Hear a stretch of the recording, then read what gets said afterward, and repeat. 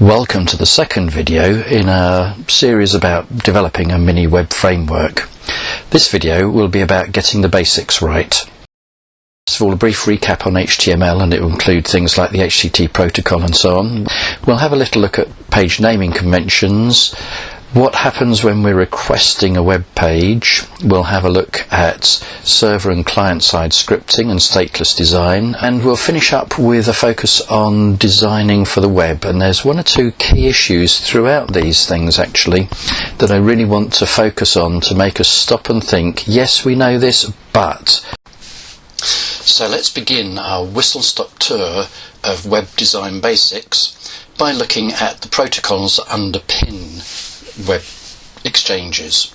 So we have the Hypertext Transfer Protocol, HTTP, which is the protocol that defines what's transferred, and it's basically just text.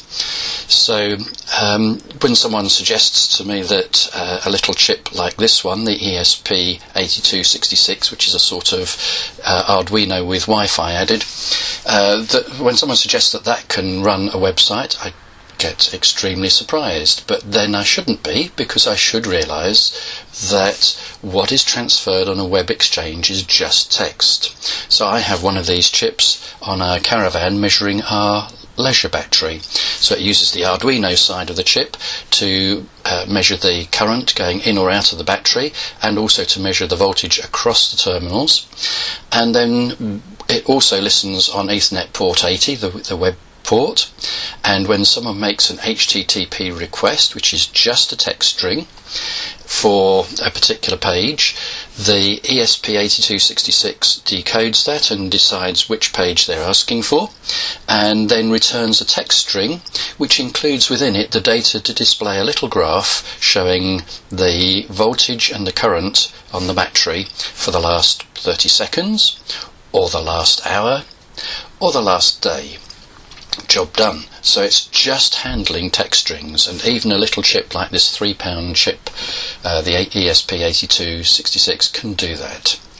The other bit of our protocols that we need to be aware of is HTML, Hypertext Markup Language. So we have our text string being returned, and the original idea was that it was just a text document. I know we can include pictures and videos now, but they're still decoded as text strings even when they come across as pictures and so on. And in order to format up our text document, we have a markup language, which is simply the diamond brackets. So if we want something in bold like this, we just say diamond brackets with a B inside to start the bold text, and a diamond bracket /B to finish the bold text. We can then go on and add in all sorts of fancy stuff for the markup, but at the end of the day it's just a text document with fancy things added in through the markup to add in our videos, our carousels, our pictures, whatever it might be. All goes in that way. Now, when we get to the client side of this web exchange, so we're looking at the browser, we can find that there are a whole range of different browsers. Big ones obviously Internet Explorer, Google Chrome, Firefox, and so on, and Opera and others. These browsers follow a standard, but they will tend to have small differences between them. So if we look at the same web page with the same HTML in it and the same styling information on it, two different browsers may display the page slightly differently. They may be small, as in this case, or sometimes there may be big differences. This particular example shows a legacy browser, Internet Explorer 5, showing a big difference because it can't handle the formatting for the drop-down menu. In passing, we'll just note that actually this is not actually Internet Explorer 5, it's a modern Internet Explorer browser which is using the developer tools to simulate Internet Explorer 5. So when you're developing web pages, if you want to check backwards compatibility, always remember that you've got those sorts of tools available to you to help you see what the different browsers will do with your web page. All of this has a big impact on how we think about designing a web page. It's really important to remember that what we do with a web page is we define the content, we determine the rules for how things should be displayed, but we cannot assume anything about the format of what the visitor is using when they when they display the page. The important thing is that we cannot assume anything about the particular size or shape of the screen that the user has when they're viewing a web page, and we must design with that in mind. It's a completely different model from the model that we've had for generations, where we've designed for paper. We knew what size an A4 was, or a portfolio page, or a foolscap, or whatever it might be. We knew exactly what we had. We knew whether it was portrait or landscape, which way round the paper was intended to be viewed. We knew what inks we'd got, and we could define exactly what we were going to put on that page, poster, whatever it might be. With the web page, we have to think differently. So always remember that you must design with the thought in mind that we are defining rules for layout. We are not defining the layout. Now we need to think about page naming conventions. It's quite important to stick with the idea of separation of concerns. We should be trying to put different things in different places. So if what you have is HTML, put it in an HTML file and label it whatever it is, .html. In passing, it would be really nice if you could avoid using .htm. That was simply a corruption that was introduced by Microsoft because they couldn't handle 4-character extensions in the early days. If what you've got, however, is mainly PHP, then put it into a file that is whatever it is, .php. Try and keep those separate. Remember that when you're using a context-sensitive editor, it will look at that extension quite probably, and then will determine how it lays out the page, how it colours the different parts of the page according to the extension you've given it. So if you give it the wrong extension, it won't display the correct things to show what's going on with the PHP or the HTML or whatever. Another thing that you should consider is that in every directory you should have an index.something or other, typically index.php or possibly index.html. The reason for that is that it's a good idea by default to stop people browsing your directories unless you specifically want them to. So even if you don't actually want an index.php or whatever, it's a good idea to put one in and then use it either as a blank page or to redirect to the page you do want them to see by default in that directory. Now we need to think about what happens when we request a web page. Basically, we have my computer, and that wants to talk to a web server remotely over the internet in order to access some resource, a web page of some sort. On my computer, we have a browser, and that wants to access the software that's running on the web server, which I've called the web server daemon.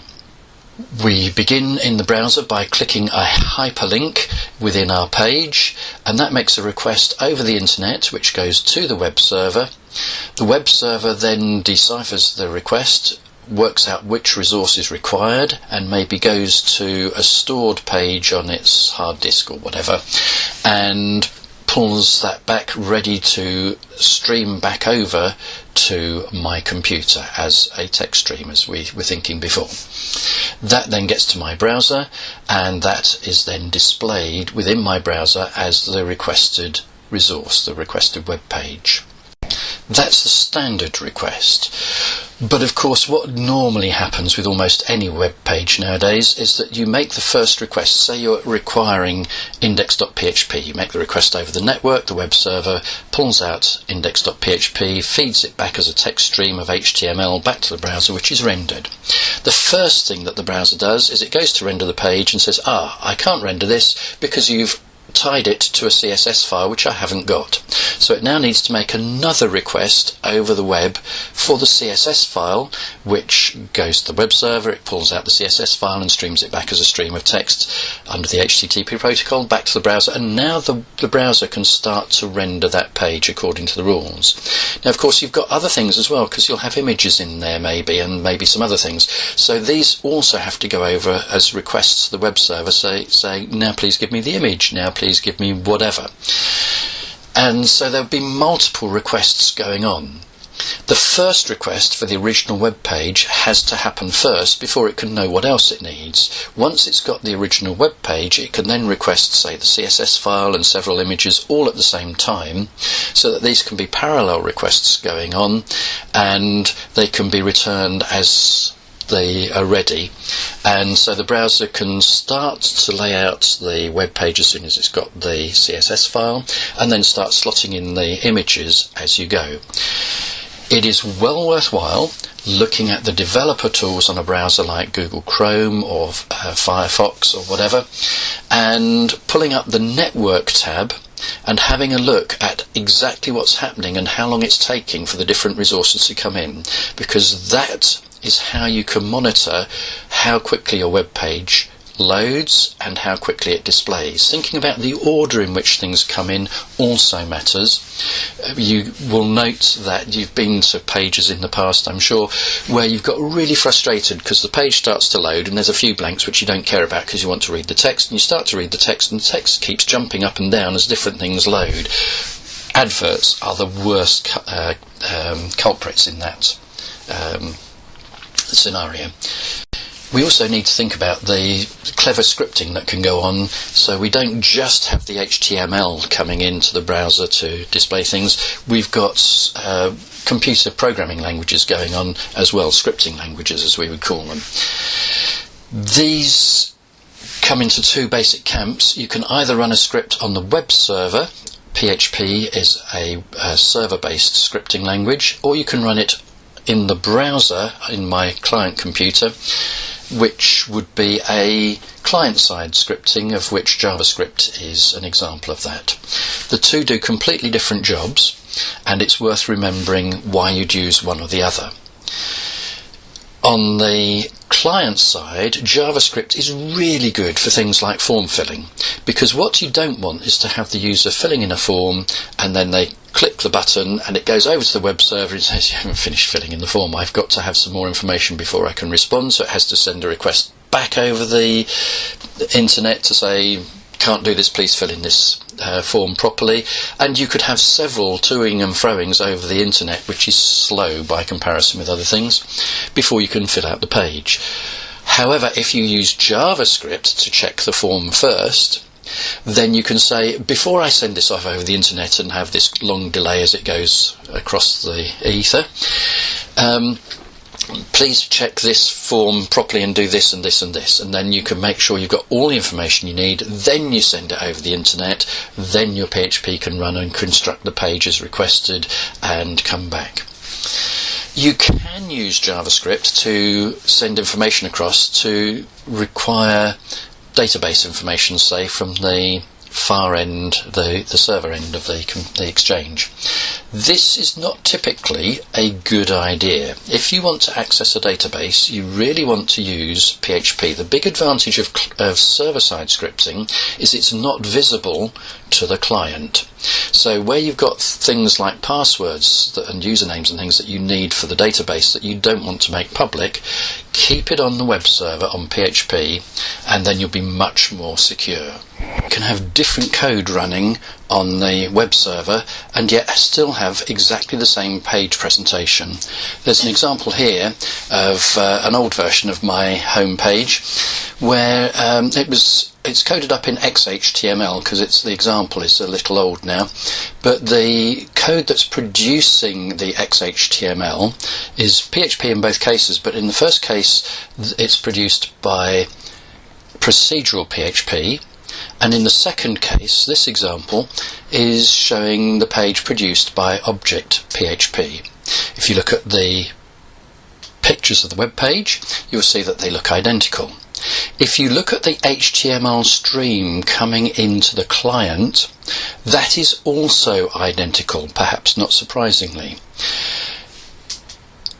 You have to go to the web server to see the PHP code that is producing that code, and then you realise that what's there is completely different. The PHP in one case is procedural, as you can see on the left, and object, as you can see on the right. They are totally different. So the point of that is that the user doesn't see doesn't see all that's going on when they're looking at a web page. It is a security issue, actually. It means that you can be doing things with server-side scripting that is completely hidden from the user, and that can be quite important. The last thing to notice in our tour of the basics of web design is that the design of the World Wide Web is basically intended to be stateless. So there's supposed to be web servers dotted around the place, and clients that request an individual resource, a web page, and that then comes back. And the server that's provided that page remembers nothing. It's stateless. There's no state attached to that.